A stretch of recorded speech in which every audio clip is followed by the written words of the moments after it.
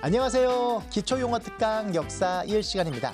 여러분이 어려워하는 역사 용어를 하나씩 해결해가는 시간이지요. 오늘 함께 배울 역사 용어는요, 바로 공인 되겠습니다. 그러면 한자 의미부터 차근차근 살펴보겠습니다. 자, 먼저 공인입니다. 공인이라는 건 한자어로 여러 가지가 있는데요. 그중에서 우리가 오늘 배울 공인은요, 바로 공평할 공자, 다른 말로는 관청 공자가 되겠습니다. 다음 인자는요, 인정할 인자예요. 특히 공인이란 단어는 동일한 한자어들이 많이 있으니까요. 그러니까 이름은 똑같지만 한자어가 다른 것들이 여러 개가 있으니 주의해 주시고요. 오늘 우리가 할 것은 국가나 공공단체 또는 사회단체 등이 어느 행위나 물건에 대해서 인정하는 것을 이야기합니다. 좀 더 쉽게 풀어보면요, 관청 같은 데서, 공공기관 같은 데서 인정했어 라는 의미를 할 때 우리가 공인했다 라는 의미를 사용하거든요. 좀 어려우시다고요? 예시를 보면 좀 더 쉽게 이해될 수 있을 겁니다. 자, 실제 용어 사용 예시를 보겠습니다. 아마 태권도 배우는 친구들도 많이 있을 것 같은데요. 이런 말 해보셨죠? 나는 공인 5단의 태권도 실력을 갖추었다. 나는 공인 몇 단이야? 라고 이야기하잖아요. 그때 태권도 단은요, 그냥 누구나가 아무나가 인정한 것이 아니라요, 공적으로, 그쵸? 공공의 기관이나 국기원 이런 곳에서 인정한 것이지요. 그래서 공인이라는 단어를 사용합니다. 다음 두 번째 문장 보도록 하겠습니다. 이번 신기록은 국제적인 공인을 받지 못하였다라고 되어 있는데요.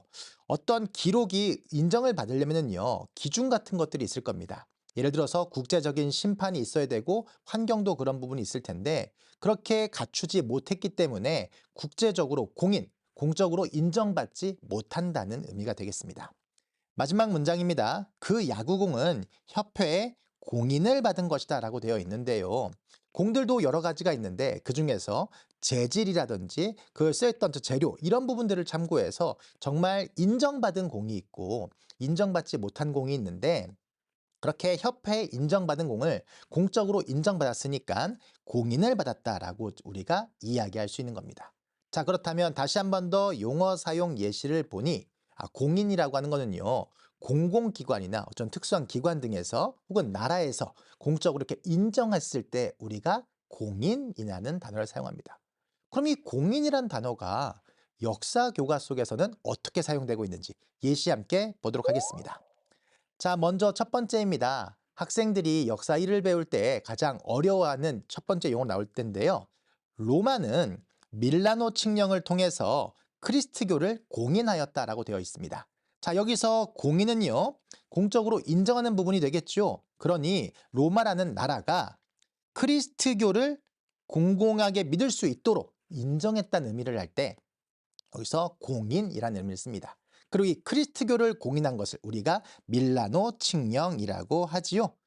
그래서 이 내용 기억해 주시고요. 두 번째입니다. 30년 전쟁의 결과 체결된 베스트팔렌 조약으로 칼뱅파가 공인되었다라고 되어 있습니다. 종교개혁과 관련된 부분에 있어서요, 루터파도 있었고 칼뱅파도 있었습니다. 그런데 이게 인정을 받지 못하고 있었지요. 그런데 여기 나와 있는 것처럼 베스트팔렌 조약을 통해서 이제 칼뱅파를 믿을 수 있도록 공인했다는 것은 공적으로 인정했다는 의미가 되겠죠. 공공기관이나 제후나 다른 사람들이 이제 칼뱅파를 믿어도 된다, 이렇게 인정했다는 게 되겠습니다. 다음 세 번째 보겠습니다. 신라의 법흥왕은 2차 돈의 순교를 계기로 불교를 공인하였다라고 되어 있는데요. 신라에서는요, 전통적인 귀족들의 반대로 불교가 공인되고 있지 못했었거든요. 그런데 이차돈이라는 사람이 순교하면서 이 사람이 불교를 믿어야 된다고 얘기했다가 귀족들의 반대를 받았었고요. 처형됐었는데 우윳빛 피가 쏟는 등의 기이한 일이 있었다고 하지요. 그래서 그 이후에는요, 이 불교를 헐뜯는 사람들이 없어졌다고 합니다. 즉 불교를 믿을 수 있게 공인했던 것이 되겠죠. 그래서 2차 돈의 순교를 계기로 불교가 공인됐다 얘기합니다. 다음입니다. 대한제국은 세계 만국이 공인한 자주 독립제국이다 라는 부분은요, 바로 대한제국에서 이야기했던 부분인데요. 대한국 국제 등에 남겨져 있는 내용입니다. 그러니까 대한제국, 현재 고종이 황제로 오르면서 대한제국을 수립을 선포했었는데 이 대한제국이란 나라는 단순히 우리만 인정한 게 아니라 세계의 여러 나라가 인정한 자주독립제국이다 라고 이야기할 때 공인이라는 의미를 사용한 겁니다. 자, 그러면 앞서 본 사례와 마찬가지로 역사 교과서에서의 공인은요, 관청, 그 국가나 어떤 특정 기관 혹은 세계 다른 사람들이 모두 다 공통적으로 인정했다. 그리고 공공에서 인정한다. 이런 의미로 사용되고 있음을 알 수 있습니다. 자, 다음 보도록 하겠습니다. 자, 공인에 반대어가 있어요. 어떤 말이냐면요. 공인받지 못한 거잖아요. 그래서 한자에 아닐 비자를 써서요. 현재 앞에 있는 게 아닐 비자인데요. 그래서 비공인이라고 이야기를 합니다. 공식적으로 인정받지 못한 것들인데요. 어떤 때 사용되냐면 비공인 세계 신기록이다. 아까 공인받지 못했다라는 사례가 있었죠. 근데 세계 신기록인 거예요. 그렇다면 이거는 공인 세계 신기록이 아니라 인정받지 못한 거니까 비공인 세계 신기록 이렇게 사용을 하고요. 이제 그 골프공은 비공인구가 될 전망이다 라고 되어 있는데요. 비공인구라고 하는 건 공인구라고 하는 건 인정받은 것이고요. 비공인구는 공식적으로 인정받지 못한 거라는 거죠. 그럼 공식적으로 인정받지 못한 것이니 국제대회나 어떤 정규대회 등에서 사용하지 못하게 되겠죠. 그럴 때 우리가 비공인구 이런 말을 사용할 수 있는 겁니다.